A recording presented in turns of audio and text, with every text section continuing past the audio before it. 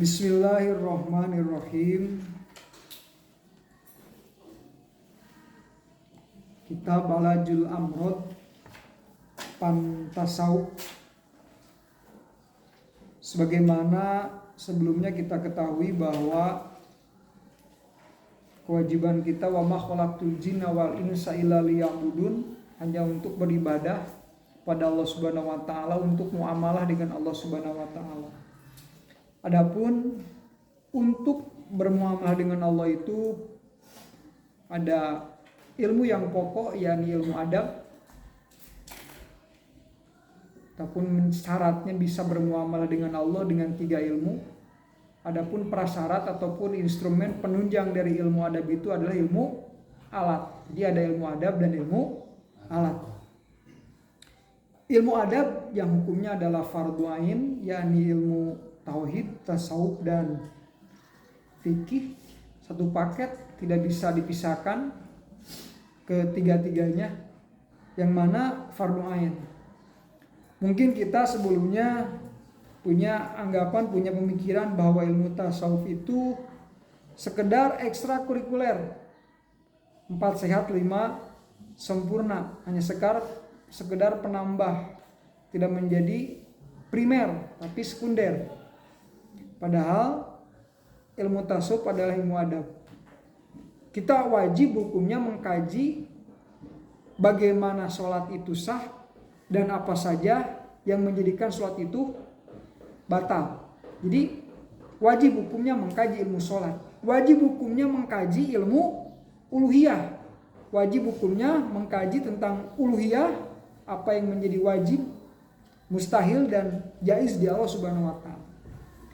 Sama juga halnya dalam ilmu tasawuf. Jadi kita tidak hanya melogat tentang ilmu riya, ilmu zuhud, tapi kita juga wajib hukumnya mengkaji ilmu tasawuf.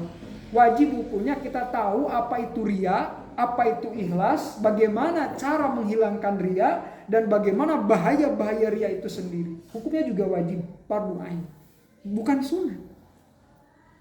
Sehingga ketika dikatakan doraka ataupun berdosa orang yang tidak mengkaji ilmu sholat, sama halnya berdosa, bahkan dosa besar ketika tidak tahu bagaimana cara membersihkan diri dari sifat-sifat hubud dunia, riya, dan lain sebagainya. Karena ini menjadi satu paket. Bahkan hadis mengatakan satu amal zahir, kan ilmu yang 3 itu ada ilmu hakikat, ada ilmu syariat, ada ilmu thariqah. Dalam mungkin kalian telah mengkaji dalam kitab melogat, bukan mengkaji ya. Melogat dalam kitab Kifayatul Atiyah, syariatun kasapinatun. Nah, jadi ilmu hakikat ada ilmu tauhid, ilmu syariat ada ilmu fikih, dan ilmu tasawuf ada ilmu thariqah. Tasawuf dan tauhid itu masalah hati. Nah, sedangkan satu biji kurma amal batin itu berbanding ka'amsali Jabalil Uhud, berbanding beberapa gunung Uhud. Satu contoh saja, zaman dahulu ada seorang hamba Allah, dia selalu bertahajud selama 70 tahun, tidak pernah lepas dari tahajud selama 70 tahun. Tapi satu ketika, satu malam dia sakit, panas, kalau mungkin sekarang tipes, panas, tidak mampu sholat tahajud karena sakitnya. Nah, dari sakitnya itu sendiri dia sabar. Sabar itu nanti akan dibahas. Tidak curhat kepada makhluk, tidak i'tirad, tetap ada dalam sirot, nanti dibahas masalah sabar. Nah, lalu dia sabar. Setelah dia sabar melewati, hanya mungkin ya kalau sholat tahajud cukup 10 menit lah. Sabar selama 10 menit, dia sabar, lalu Allah menurunkan ilham melalui malaikat kepada orang tersebut, sampaikan bahwa amal qiyamul lail yang selama 70 tahun dia lakukan itu sama dengan bukan 1 menit, sama dengan 1 saat ataupun 10 menit sabar melewati masa-masa sulit. Bisa kita bayangkan 70 tahun melawan 10 menit. Itu amal batin dan amal zahir. Bahkan juga zaman-zaman Yusuf dikatakan ada 2 orang, yang satu ahli ibadah, yang satu ahli maksiat, orang fasik. Ahli ibadah ya terkenal dengan keibadahannya, ahli fasik terkenal dengan kefasikannya. Di mana ada tempat judi, maka di sana dia ada. Di mana ada tempat perzinahan, di sana dia ada. Tapi suatu ketika orang yang maksiat itu, orang fasik, dia mendapatkan hidayah dan taufik, ingin bertobat, lalu mendekati orang yang ahli ibadah tersebut, mendatangi ulama, ajengan, ustadz mungkin, lalu datang dan dia di sampingnya lalu berbicara. Tadinya dia akan curhat dan sebagainya, tetapi apa yang terjadi, orang yang ahli ibadah itu mengatakan kepada orang yang ahli maksiat, kamu jangan mendekat, kamu sana pergi, aku takut tercemar dengan kemaksiatanmu, aku takut datang azab kepadaku karena kemaksiatan. Dengan kata lain, ahli ibadah itu menganggap hina kepada orang ahli maksiat, dan orang ahli ibadah tersebut menganggap dirinya mulia. Nah, kalau menurunkan wahyu ilham kepada 2 orang tersebut melalui malaikat, katakan Allah menurunkan wahyu kepada nabi pada zaman tersebut, sampaikan kepada 2 orang tersebut yang ahli maksiat dan ahli ibadah, mulailah amal kalian dari 0. Orang yang maksiat amalnya menjadi 0, ahli ibadah juga amalnya menjadi 0. Mulai dari awal. Start. Orang yang maksiat, yang tadinya suka zina, mabuk dan sebagainya, karena dia hatinya, amal batin, hatinya merasa hina dan ingin taubat, maka dengan perasaan seperti itu amalnya hilang. Bayangkan berapa lama dan berapa banyak ibadah zahir yang dia lakukan hanya dengan beberapa detik saja. Sebaliknya orang yang ahli ibadah, yang berpuasa, pemuasa, penyedekah, tukang dia selalu sholat dan sebagainya, hanya karena merasa dia mulia dari orang ahli maksiat, hanya beberapa detik, maka seluruh amalnya hilang. Maka ini perlu kita ketahui. Banyak lagi lah contoh-contoh yang kita mungkin tidak tahu. Kita riba itu paling sedikit saja. Riba paling sedikit, dosa riba minimal itu sama dengan menzinai ibu kita. Nanti dibahas. Nah, gibah itu kalau kita orang lain riba, terus kita gibah ribanya, maka orang yang gibah itu pindah dosanya ke kita. Bayangkan luar biasanya. Makanya kita jangan mensepelekan tentang ilmu hakikat, ilmu tasawuf. Tetapi juga tidak mengesampingkan ilmu dan lain sebagainya. Karena satu paket tidak bisa dihilangkan, satu paket. Karena man tasawwafa bighairi tafaqquha bighairi tafaqquhin, orang yang bertasawuf tanpa berfikih maka tazandaqo, maka termasuk orang yang zindik. Selalu bertasawuf tetapi tidak memakai fikih, maka tidak bisa. Karena tidak ada kekasih Allah kecuali dari orang-orang yang berilmu. Nanti dibahas, ada hadisnya ke depan. Dan juga sebaliknya, man tafaqqaha bighairi tasawufin tafassaqa. Orang yang selalu berfikih, selalu bersyariat, ini hukumnya begini, tetapi tidak memakai ilmu fikih, maka orang tersebut dikhawatirkan menjadi orang yang fasik. Nanti dibahas di depan. Ini sekedar mukadimah saja. Maka satu paket dua-duanya. Dan memang terbiasa itu kenapa ada keterangan seperti itu? Karena biasanya fakih dan sufi itu selalu bertentangan biasanya. Selalu ya, kalau kita bilang lah, kalau sekarang ada ekstrim kiri dan ekstrim kanan. Makanya Allah dalam surat Al-Fatihah, ihdinas siratal mustaqim siratal ladzina an'amta 'alaihim, ada 2 kan? Siratal ladzina an'amta 'alaihim itu sirat yang lurus itu adalah ghairil maghdubi ekstrim kanan, waladhdallin ekstrim kiri. Di mana kita? Siratal mustaqim, umatan wasaton. Dan ini juga terjadi pada ulama-ulama pada terdahulu. Syekh Ibnu Athaillah yang mahakaryanya yaitu adalah kitab Hikam, yang bahkan para ulama mengatakan hampir saja Al-Quran, Hikam itu sebagai layaknya wahyu Al-Quran. Dan jika bisa disejajarkan, ulama mengatakan maka Hikam cukup untuk menggantikan Al-Quran. Betapa karya Imam Ibnu Athaillah. Nah, yang perlu kita ketahui, Syekh Ibnu Athaillah itu bapaknya, kakeknya adalah seorang fikih, fuqaha. Jadi tidak ada basicnya itu basic fuqaha. Bahkan Abu Bakar Syekh Abu Bakar, gurunya Imam Syafi'i, Imam Ibnu Athaillah, Abu Bakar Al-Wasiti kalau tidak salah, saya lupa. Itu selalu berparadok, ya namanya juga ekstrem kanan ekstrem kiri ya, selalu berbeda pendapat. Bahkan Abu Bakar, gurunya Ibnu Athaillah, pernah mengatakan kepada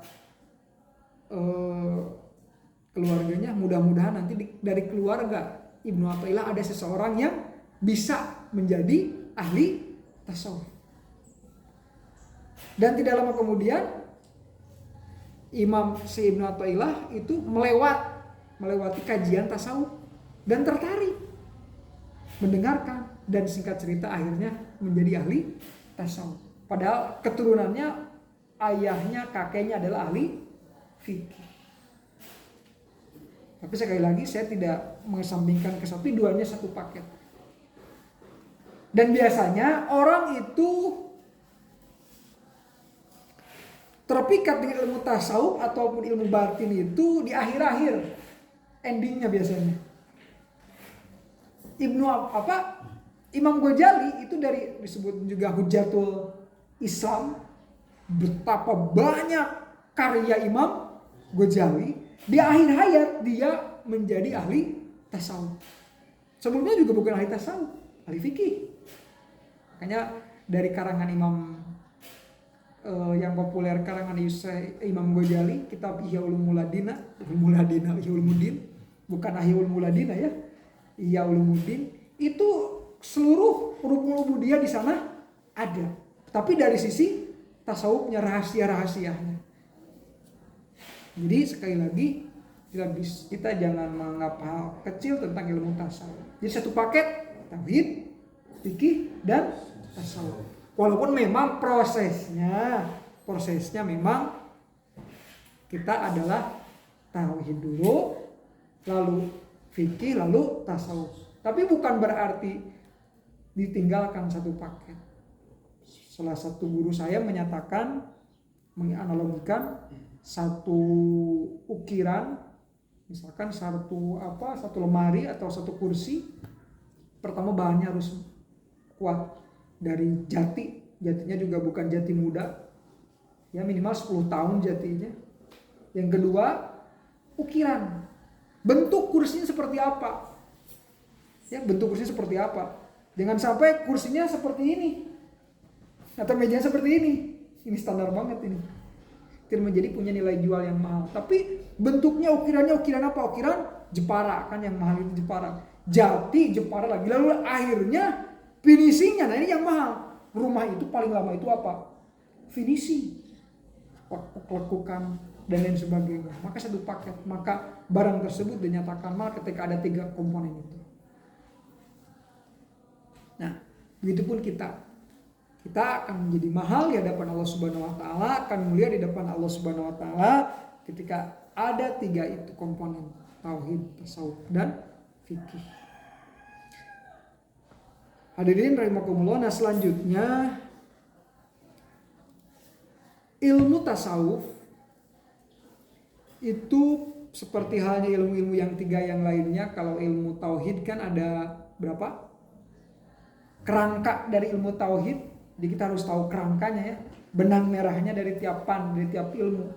Kalau ilmu tauhid itu adalah akidah, uluhiyah, nabawiyah dan sam'iyah. Nah, siapa yang menjadi hakimnya adalah akal. Maka istilahnya akal mengerti ataupun akal tidak mengerti. Produk hukumnya adalah wajib, jaiz, dan muhal. Itu produk hukumnya. Itu kerangkanya ataupun benang merahnya dari ilmu tauhid. Dari mulai kita satu ibtidah sampai MA3 itu saja. Tetapi pengembangan ilmu kemarin juga disampaikan, semakin banyak, semakin sering kita mengkaji, maka semakin kuatlah ketauhidan kita. Nah, yang kedua, ilmu fikih pun sama, ada kerangka ilmu fikih ataupun benang merah ilmu fikih. Apa? 4. Yang pertama rukul ubudiyah, yang kedua rukul muamalah, yang ketiga rukul munakahat, yang ketiga rukul jinayat. 4. Nah, mungkin kalau 2 sanawi hanya dibahas rukul ubudiyah saja, karena muamalah, munakahat, dan jinayat nanti di 3 sanawi muin juz ke-3 dan juz ke-4. Itu nanti, tapi semuanya akan kita lewati. Ataupun mungkin kemarin di mana di Fathul Qorib ataupun Bajuri telah kita, tapi penerangannya lebih luas di Fathul Mu'in. Nah, kerangka ilmu tauhid, kerangka ilmu tasawuf. Maka tadi produk hukumnya ya. Tadi produk hukumnya apa? Ada berapa produk hukumnya? 5. Wah, pelajaran 3 ibtidah, kitab taklid. Itu produk hukum. Produk hukumnya wajib, haram, sunat, makruh, mubah. Walaupun memang kalau menurut dari sisi ilmu tasawuf usul fikih itu bukan 5, hanya 3, karena ada pengembangan. Harus, boleh, jangan. Harusnya ada yang pasti dan tidak pasti, jazim atau goer jazim. Yang pasti namanya wajib, yang goer pasti goer jazim namanya sunat. Begitupun yang harus ditinggalkan. Jadi menjadi 5 turunannya, doang dari 3 menjadi 5. Nah, seperti halnya ilmu-ilmu yang kembarannya, yang saudaranya yang 3, tauhid, fikih, tasawuf juga sama, ada kerangka dari ilmu tasawuf itu sendiri. Nah, sesuai dari tujuan ataupun samroh, kalau ilmu tasawuf oleh tauhid adalah untuk meyakini adanya Allah Subhanahu wa ta'ala. Nanti dah dibahas dalam mabade ya, baru bismillah. Ini juga nanti dibahas mabade, ini baru mukadimah dulu. Jadi ada mukadimah kitab, ada mukadimah pan. Ya, ada mukadimah kitab, ada mukadimah pan. Kalau mukadimah pan itu ya mabade namanya. Nah, kalau mukadimah kitab ya ini. Nah, ada 3, yang mana dari 3 itu sendiri ada breakdownnya menjadi 9.